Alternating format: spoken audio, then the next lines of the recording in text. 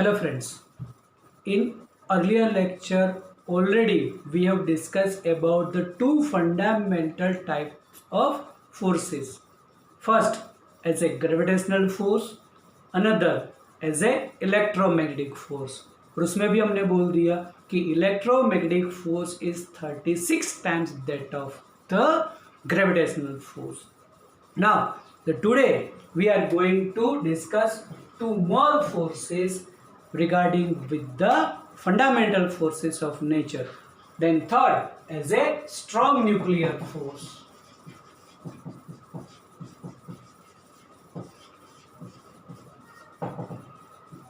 Strong nuclear force. Now, when you are reading the word as a strong nuclear force, then we should have clear-cut idea about the nucleus, because this force exerted within the nucleus only. ये nucleus के अंदर का force है.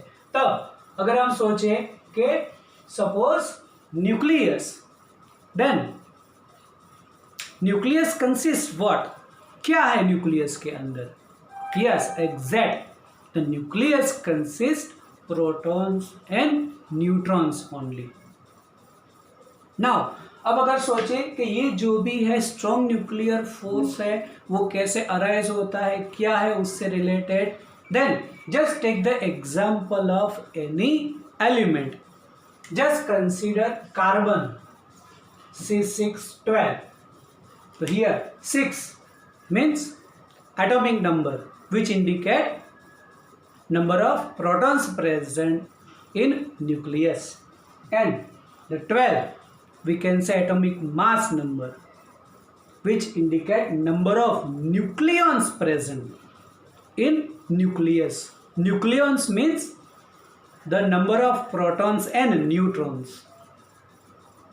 अब protons हमें पता है यहाँ पर, तो 12 में से अगर ये 6 माइनस कर दे then 6, that means in a nucleus of carbon the 6 number of protons and the 6 number of neutrons are present. अगर मैं यहाँ पर इस सिंबल से प्रोटॉन इंडिकेट कर दूं और इस सिंबल से न्यूट्रॉन इंडिकेट कर दूं, then 6 number of protons are present and 6 number of neutrons are present. Now think about the charge of the proton and neutron. The charge of the proton is a positively charged, neutron means neutral. तो जो भी initially जो force आएगा due to the charge, and when we think about the charge, then we have to think about the Coulomb's law, electrostatic force. The electrostatic force exerted between two charges. तो यहाँ पर जो भी protons है due to their charges they apply the force on each other. मतलब जो एक proton वो बाकी के 5 प्रोटॉन्स पर फोर्स लगाएगा. अदरवाइज ऑपोजिट सोचो कि the all 5 protons apply the force on one proton. यहाँ पर सभी प्रोटॉन मतलब पॉजिटिवली चार्ज मतलब like charge ripple each other, तब सभी प्रोटॉन्स के बीच में रिपल्सिव फोर्स लगेगा. चलो दूसरा example low for the uranium, that is radio active element uranium 92 235, जिसका भी एज ए न्यूक्लियस और जिसके अंदर कितने प्रोटॉन्स फ्रेंड्स 92. यहां पर तो हम इंडिकेट भी नहीं कर पाएंगे कि 92 ऐसे,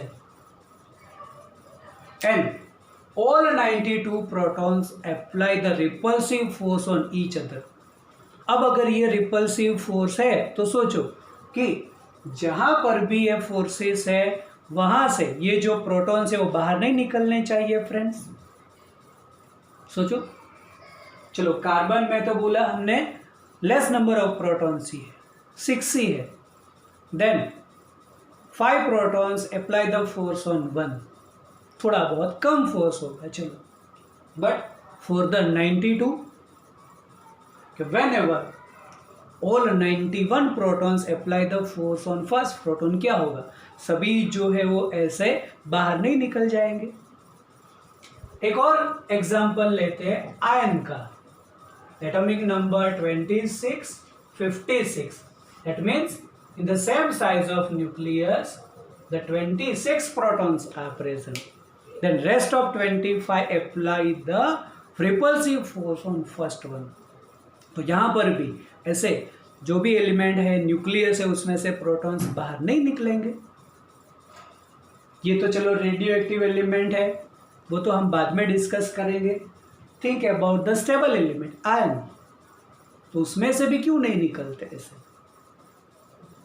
रीजन बिहाइंड दैट इज कि विद इन द न्यूक्लियस जो भी ये इलेक्ट्रोस्टैटिक फोर्स है उसको एक ओवरकम करता है, वो फोर्स अराइज होता है and that is called strong nuclear force. तब जो भी हम बोलेंगे कि यहाँ पर स्ट्रॉन्ग न्यूक्लियर फोर्स है, तो strong nuclear force is always attractive type of force.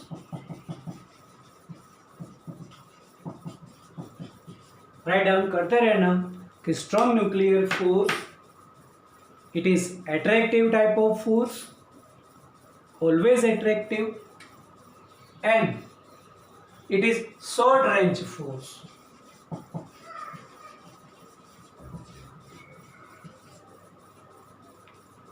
वो शॉर्ट रेंज है इसीलिए वो स्ट्रॉन्ग है, और इसीलिए हम बोलेंगे इसका द थर्ड फीचर कि that is the strongest force in nature.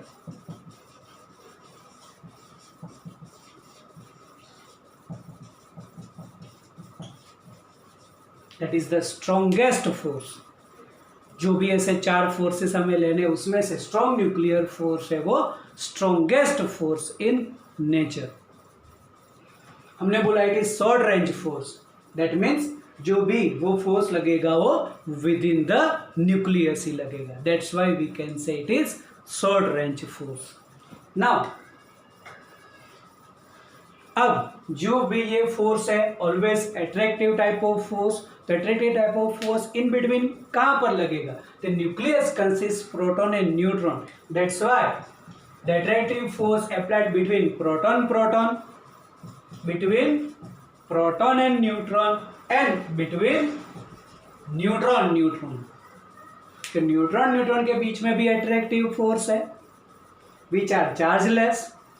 Between proton neutron one charge, one as a chargeless, and between proton proton repulsive तो है, अट्रैक्टिव भी है। उसकी पूरी स्टडी 12th में चैप्टर ही है न्यूक्लियस, वहाँ पर करेंगे। लेकिन यहाँ पर ब्रीफ आइडिया कि बिटवीन प्रोटॉन प्रोटॉन जो चार्जेस है उसके बीच में भी अट्रैक्टिव फोर्स लगेगा, between proton and between neutron neutron. That's why the another point we can say कि this force strong nuclear force is charge independent force.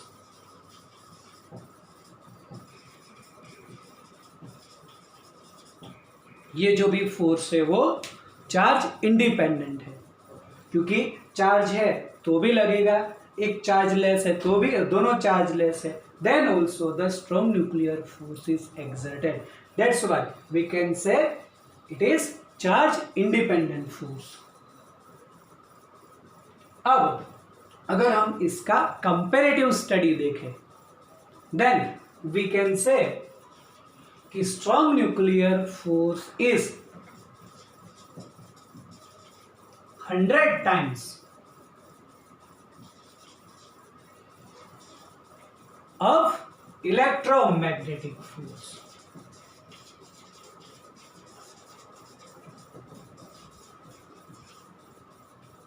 कि जो भी इलेक्ट्रोमैग्नेटिक फोर्स है उसका 100 टाइम्स है, और that is the most important strongest force in nature which is always attractive. तो ये भी स्ट्रॉन्ग न्यूक्लियर फोर्स से रिलेटेड इतने फीचर्स है वो याद रखो कि always attractive type of force, it is short range force, and that's why we can say it is the strongest force in nature. ये मोस्ट इंपॉर्टेंट है।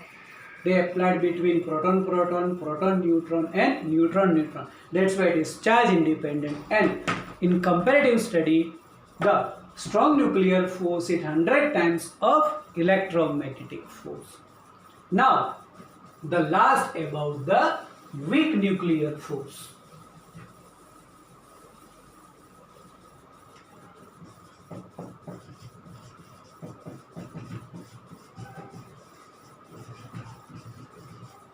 About the weak nuclear force. Then weak nuclear force is arise in a particular process in beta decay. Just write down regarding with the weak nuclear force. देखो कि weak nuclear force arise in some process of beta decay. Week nuclear force कब होगा? इन beta decay. तो beta DK ही क्या friends? तब जो भी हम कोई भी रेडियो एक्टिव एलिमेंट ले लें कि in radioactive elements it emits the radiation by its own. तो रेडिएशन में क्या है? तो alpha particles, beta particles and gamma radiations. Alpha beta particles है एंड गेमा रेडिएशन है. तो इन मतलब from the radioactive element invisible radiations are emitted. In invisible radiations are alpha particle, beta particles and gamma rays are present. उसमें से अगर हम beta particle देखें जिसको बोलते हैं हम बीटा डीके, इसका भी पूरा स्टडी 12th में है. हमें यहाँ पर सिर्फ ब्रीफ आइडिया चाहिए. तो इन बीटा डीके, तो बीटा डीके में होता क्या है? तो इन बीटा डीके अदरवाइज बोलेंगे during beta decay the two particles are emitted. One as a electron and another as a neutrino. In beta decay, electron is emitted from the nucleus due to the some process, and with that one particle is emitted neutrino. And ये जो भी process है during neutrino we can say weak nuclear force is exerted. अब ये जो भी है वो तो न्यूक्लियस की प्रोसेस में है, तब इसके जो भी फीचर्स है वो थोड़े कम है. यहाँ पर इतना लिख देना कि weak nuclear force is arise during the process of beta decay. फिर लिख देना पॉइंट्स के in beta decay otherwise during beta decay electrons are emitted, with that one more particle is emitted as a neutrino. अब अगर थोड़ा बहुत beta decay में और डीपली सोचे, there are two type of beta particles, beta negative, beta positive. Most probably as a beta negative होता है इसीलिए electron. Beta positive means positron, जो यहाँ पर अभी हमें डिस्कस नहीं करना है. फिर भी बीटा प्लस, यहाँ पर अगर हम सोचे कि बीटा, तो बीटा दो है, beta negative and beta positive. Beta negative means electron and beta plus means positron. तो positron means not a proton. Positron is positively charged electron. जो भी रिलेटिव स्टडी है वो हम लेटर ऑन करेंगे. अभी तो हमें सिर्फ ब्रीफ आइडिया ही चाहिए, क्योंकि we are going to discuss about the physics. तो फिजिक्स कहाँ कहाँ पर है, कहाँ पर अप्लाई करना है हमें, उसके लिए पूरा एक इंट्रोडक्शन ही कर रहे हैं हम. तब as a beta plus just remember as a positron लिखना हो तो लिख दो कि positron is positively charge electron. Electron ही है, बस उसका चार्ज पॉजिटिव है. In other words we can say it is antiparticle of electron. Electron का एंटी पार्टिकल मीन्स पॉजिट्रॉन. जो भी प्रॉपर्टी इलेक्ट्रॉन जैसी ही, बस चार्ज उसका पॉजिटिव, इलेक्ट्रॉन का charge negative as a positron का पॉजिटिव. तब अब अगर बीटा डीके में देखें तो in beta decay two particles are emitted as a electron, with that neutrino is emitted and during the emission of neutrino weak nuclear force is exerted. तब यहाँ पर अगर इसका हम ऐसे कंपेरेटिव स्टडी ले तो ऐसा बोल सकते हैं हम कि वीक न्यूक्लियर फोर्स, वैसे वीक तो है लेकिन किसी से स्ट्रॉन्ग भी है वो, तो हमने बोला आगे gravitational force is gravitational force is the weakest force, that's why the week nuclear force is stronger than gravitational force, but it is weaker then electromagnetic as well as strong nuclear force. Just write down the friends point regarding with the weak nuclear force. The weak nuclear force is weaker than electromagnetic and strong nuclear force, but it is stronger than gravitational force. अब अगर यहाँ पर हम ये चारों force की comparative study ले, हम एक टेबल बना देते हैं कि फोर्स, कि यहां पर हम लिस्ट आउट करेंगे फोर्सेस, फिर उसकी जो भी एज ए वैल्यू है यहां पर हम बोलेंगे रिलेटिव स्ट्रेंथ,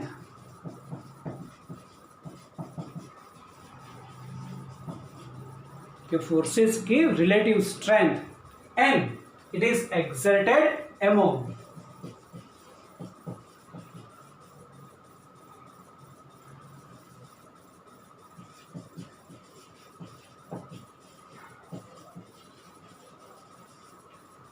इन बिटवीन, किसके पार्टिकल्स के बिटवीन लगेगा वो, ये हमें कंपैरेटिव स्टडी लेनी है. The first one, if I से gravitational force,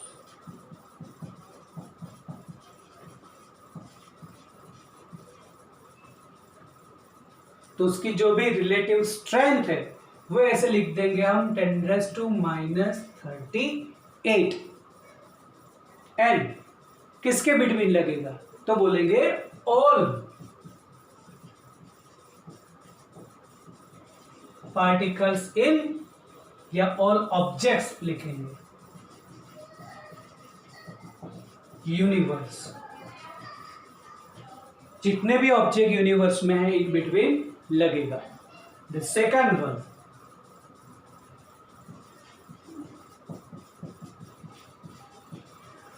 week nuclear force, उसके लिए लिखेंगे -13. वीक न्यूक्लियर फोर्स जो भी है वो इन बिटवीन, किसके बिटवीन लगेगा, तो बोलेंगे एलिमेंट्री पार्टिकल्स,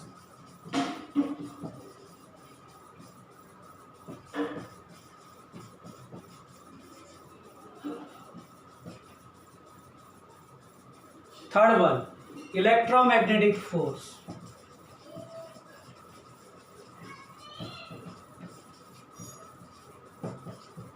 रिलेटिव में बोल देंगे दिस इज 10⁻², और इन बिटवीन चार्ज पार्टिकल्स.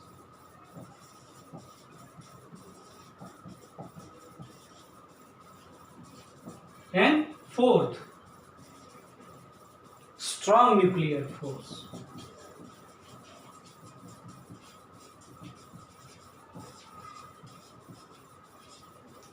जिसको हम बोलेंगे 1. अब यहां पर कंपैरेटिव स्टडी, यहां से कंपैरेटिव स्टडी कि अगर स्ट्रॉन्ग न्यूक्लियर फोर्स को हम यूनिट मान ले 1, तो उसके कंपेयर में बाकी जो भी फोर्सेस है वो वीक फोर्स है. और इसीलिए हमने बोला कि जो भी स्ट्रॉन्ग न्यूक्लियर फोर्स और इसके बीच में अगर हम ऐसे कंपैरेटिव स्टडी ले या इन बिटवीन कंपैरेटिव स्टडी ले, तो हमने बोला कि electromagnetic force is 10⁻36 times that of the gravitational force.